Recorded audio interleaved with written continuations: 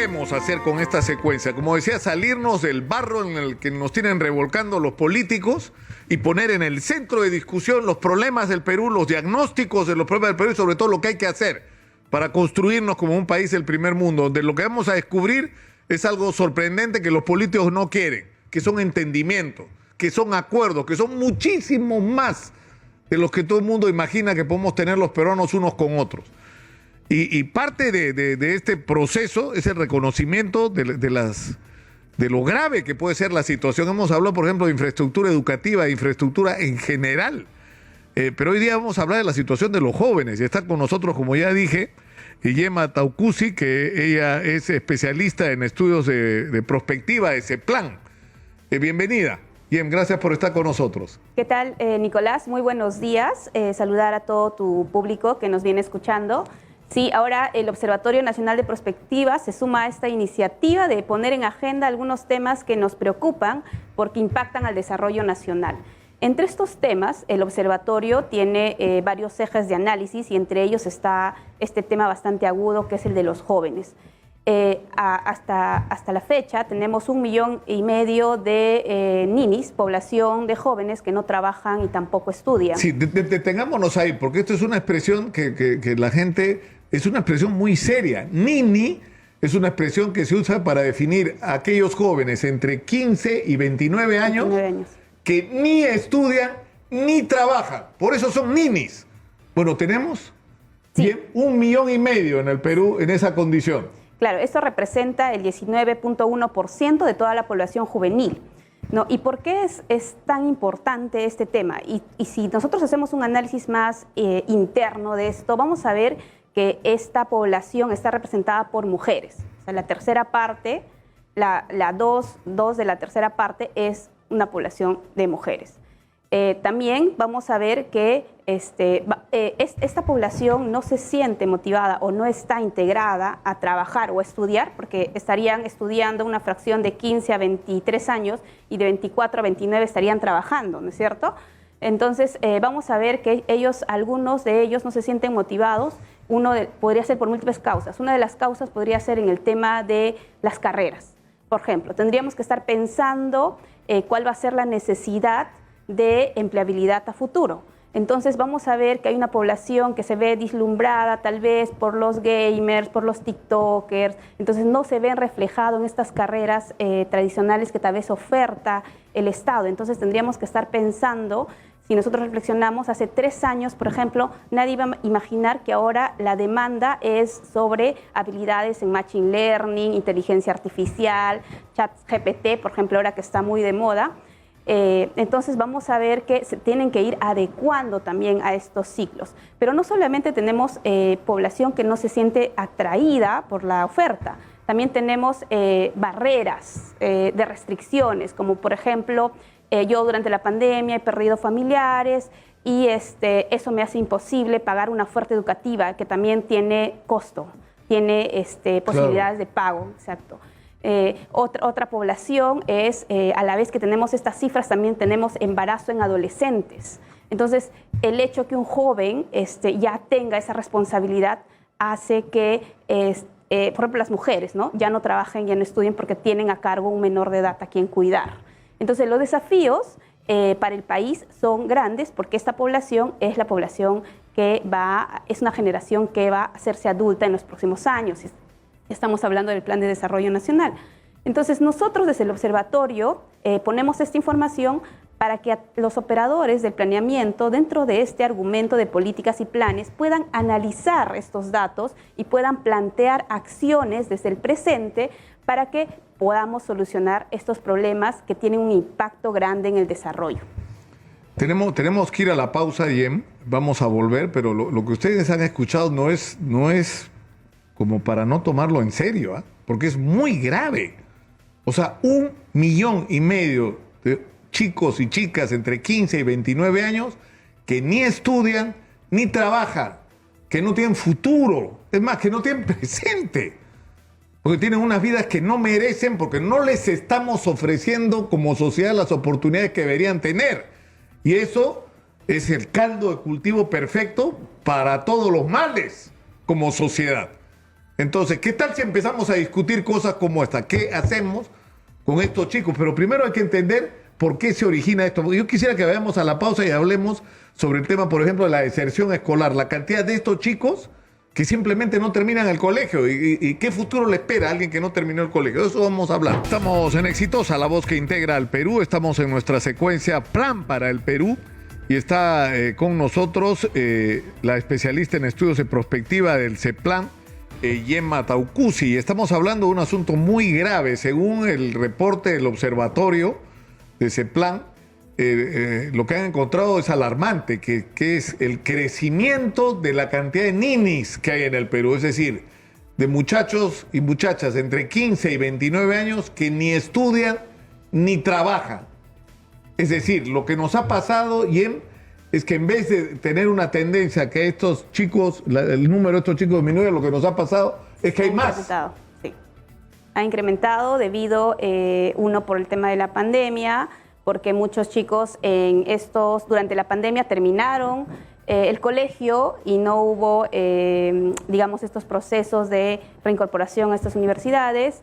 En otros casos, estos chicos terminaron la universidad y no hubo una absorción del empleo, ¿no? de la oferta laboral para estos chicos. Entonces, sí tenemos en contexto este tema y hay muchos expertos que mencionan que estas cifras van a continuar en aumento, ¿no? Entonces, lo que se quiere es poner este tema en debate para que se puedan actuar desde el presente con acciones. Por ejemplo, en el CEPLAN, si bien el Plan de Desarrollo Nacional tiene un objetivo específico que habla sobre el empleo, ¿no? La igualdad de oportunidad, la reincorporación al empleo y todos estos temas, este plan, que es bastante aspiracional, tienen que ejecutarse o articularse o buscar su desagregación en los planes sectoriales. Entonces, los planes sectoriales están en elaboración actualmente, ¿no? Los 19 sectores están elaborando planes sectoriales y estos planes sectoriales, pues vamos a tener la participación de, por ejemplo, si estamos hablando de temas como una de las causas que es el tema del embarazo en adolescentes, y cómo hacer la prevención, estaremos hablando de temas de salud, si estamos hablando de la oportunidad o la oferta laboral, estaremos hablando del tema del Ministerio de Trabajo. Si hablamos de la Política Nacional de Juventud, que lo tiene a cargo el Minedu, también estamos hablando de estas apuestas estratégicas. En este caso, la Política Nacional tiene su punto de llegada del 2030. Claro, que es el objetivo que se ha planteado el CEPLAN. Ahora, sí. Pero la política 2030, el Plan de Desarrollo Nacional 2050, o sea, son hitos de mediano y largo plazo.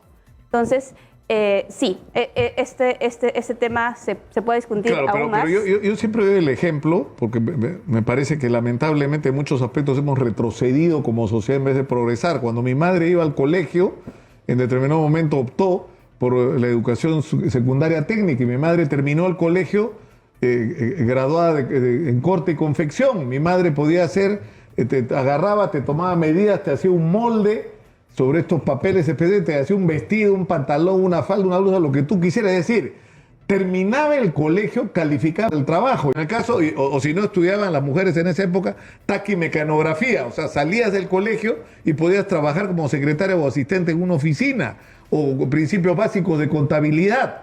Por ejemplo, ¿no? O sea, aprendían nociones de contabilidad o en el caso de los varones aprendían, por ejemplo, mecánica automotriz, electricidad. Es decir, salías del colegio preparado para el mercado de trabajo. Ahora terminas el colegio y ¿de qué te sirve haber terminado el colegio? No sabes hacer nada, no estás preparado ni para entrar a la universidad, a la educación superior, ni para el trabajo. Y por eso me imagino que hay tanta deserción escolar, la cantidad de chicos. ¿Ustedes tienen medido eso? ¿Cuántos chicos no han terminado el colegio, abandonan antes de culminar la secundaria? Sí, antes de entrar a este tema, yo quisiera también enfatizar en el ejemplo que tú das, ¿no? sobre esta formación técnica que te daban en el colegio, pero también es pensar un poquito más porque necesitamos ahora capacidades y habilidades digitales. Claro, que estamos en otra época, ¿no? Ya estamos en otra época que necesitamos que el mercado se mueve ya no por temas de infraestructura, por medios digitales. Entonces, eso hay que tenerlo en cuenta, ¿no? Entonces, tenemos, por ejemplo, a Pronavec, ¿no? Para ver qué carreras se está financiando como becas, por ejemplo, de apuesta para futuro. Tenemos al mismo ministerio que tenemos la política también de educación superior, que también apuesta por un tema de mejorar la investigación dentro de las universidades, etcétera. No, entonces, me mencionabas el tema de las cifras en deserción escolar. Sí, estas se han agudizado, no tengo ahorita el dato exacto, pero estas se han agudizado durante la pandemia, ¿no? ¿Por qué? Porque los colegios no estaban, en algunos casos, preparados para transitar a la virtualidad, ¿no? Entonces, y en otros casos, porque no teníamos la infraestructura de Internet, veamos las condiciones. Soy de Ayacucho, por ejemplo, ¿no? Yo sé las condiciones, cómo está en nuestro interior de nuestro país. Entonces, más ese rezago sumado a esta recuperación de la COVID, vamos a tener estos datos que bien reflejan la realidad. Porque el problema es que si tú no terminaste el colegio o terminaste con una educación secundaria que en realidad no te arma para nada, ¿qué te queda? Agarrar las peores chambas, en los peores horarios, con los peores sueldos, sin derechos laborales de ningún tipo. Y eso es lo que explica por qué esta inestabilidad de los chicos, ¿no? Que están en cualquier cosa. Y además es bien peligroso, porque chicos en estas condiciones son ¿no es cierto? Son cultivo para la inseguridad. Por supuesto, para sí. ser reclutadas por las bandas delincuentes, las pandillas, ¿no? En efecto, eso es el riesgo potencial. Y ese riesgo tenemos que prevenir, ¿no? Este es el tema de riesgo. Es más, me decías, ¿no? Algunos podrían estar en este tipo de trabajos, pero esta población, algunos ni siquiera se ven motivados por buscar trabajo. O sea, no buscan esa opción de trabajo, no se sienten atraídos, no se sienten parte. Y hay otros temas, aparte de estos factores que hemos hablado, la educación, el tema de otros factores, también hay temas también psicológicos. Estamos hablando de millennials. Entonces, estos millennials tienen otro comportamiento que también hay que estudiar. Ahora, lo que a mí me parece extraordinario, Yem, y quiero decírtelo, es que haya gente joven como tú, que está seriamente comprometida en resolver los problemas de este país y hay que empezar por entenderlos, ¿no es cierto? Por tener la información de qué es lo que está pasando realmente en nuestra sociedad. Porque lo que es increíble es que esta gente es inimaginable pues, en el Congreso de la República, que es uno de los temas que debería ser prioritario, porque te lleva a deserción escolar, a contenidos de la educación, a oferta laboral. O sea, tenemos demasiados abogados, tenemos demasiados marqueteros, necesitamos técnicos, necesitamos ingenieros, necesitamos gente que maneje las nuevas tecnologías, ¿no es cierto? Que se meta en toda esta fantasía de la inteligencia artificial. Claro. O en carreras que tengan que ver con las proyecciones para el futuro del país. Como lo que, por ejemplo, las propuestas que hace desarrolla en 4 regiones la Sociedad Nacional de Industria. Es decir, en alguna región el turismo es lo potencial, lo que nos va a dar para comer los próximos 100 años. Entonces hay que invertir en eso, en educación para eso, en reclutamiento, en entrenamiento para eso. Sí, no solo eso, ¿no? O sea, aparte de ver las potencialidades internas, tengo que ver los cambios globales que se vienen. Por ejemplo, el cambio climático, lo que están viendo ahora, lluvias extremas, sequías prolongadas. Vamos a necesitar especialistas. Se nos viene a 2030, según los datos del observatorio, estrés hídrico. Entonces necesitamos capacidades para que resuelvan ese tipo de problemáticas. O sea, no solamente es ver cuál es la potencialidad de mi territorio, sino cuáles son esos cambios que se vienen, que yo no me voy a escapar como país, porque afectan a todo el mundo, ¿no? Como el tema del cambio climático, vamos a tener incremento de la población, vamos a tener más cambios de clima bastante extremos. O sea, estamos hablando de un tema ambiental, ¿no? Pero también los temas políticos, cómo se están moviendo también los tipos de gobierno, etcétera. Entonces sí, los invito a que puedan revisar el observatorio. Tenemos más de 1000 fichas de información y que se están actualizando constantemente, ¿no? Y lo ponemos a disposición. Es el primer observatorio nacional de prospectiva, podría decir, de Latinoamérica, ¿no? Que nosotros tenemos. ¿Y dónde estaban ustedes todo este tiempo? ¿Por qué no se le ha prestado más atención a esto? ¡Qué cosa increíble! Sí, ahora porque están haciendo su chamba, hay que decirlo. O sea, porque yo siempre digo, la tragedia del Perú es que hemos crecido macroeconómicamente y no hemos resuelto los problemas de los ciudadanos. Y la explicación es que tenemos un Estado ineficiente y corrupto. Pero dentro de todo eso, ha habido gente que ha estado haciendo su chamba, que sabe lo que hay que hacer, que sabe lo que está pasando, que está estudiando lo que está pasando, que está buscando respuestas. ¿no? Así es. Entonces, por eso estamos transitando a medios como podcast, ¿no? Ya usando también, porque sabemos que publicándolo en una nota de prensa, ahí no vamos a llegar. Claro. Necesitamos llegar al tema de podcast. Ha salido el podcast el jueves de este tema, por eso estamos aquí. Y también cada jueves estamos lanzando un nuevo podcast, viendo también esta temática, el observatorio, estamos yendo a medios de difusión, estamos en esa tarea. Nuestro observatorio terminó como Marcha Blanca el 2020.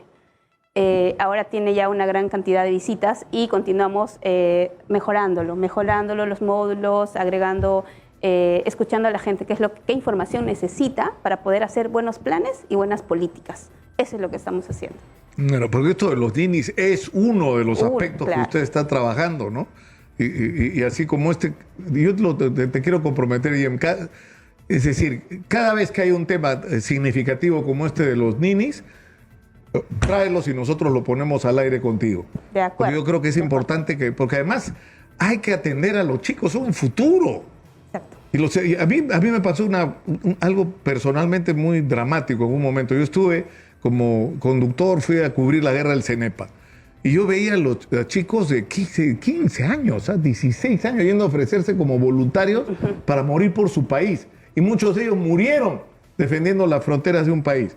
Y hablando en esa época con Queabra, el loco Queabra, que era el general Queabra después, que dirigió ahí la recuperación del territorio peruano, yo le preguntaba, explícame, ¿cómo estos chicos, por los que su país no hace nada, que no les da educación, que no les da futuro, que no les da chamba decente, es decir, que no les da esperanza, que el ejemplo que dan los políticos es vergonzoso, sobre todo son unos inmorales, estos chicos están dispuestos a venir aquí y morir por su país? O sea, dime si no merecen que le demos algo distinto a lo que le estamos dando a los jóvenes. Claro que sí. Claro ¿No? que sí. Si queremos un mejor país, tenemos que empezar desde ahora, ¿no? Desde ahora, también escuchando a los jóvenes, porque no podemos planificar sin ellos, ¿no? Estamos planificando su futuro, ni los jóvenes, hasta los niños, ¿no? Estamos en esa tarea de escuchar.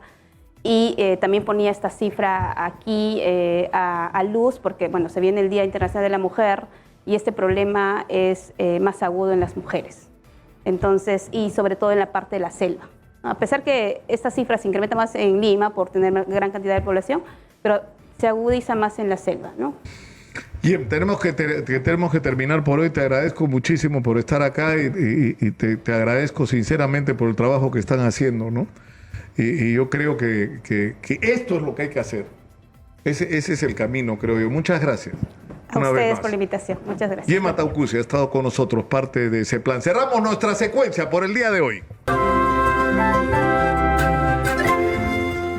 Me encanta, sinceramente, ¿eh? Me encanta tener diálogo de este tipo sobre los problemas reales del país. Hay que darle más a eso, señores productores.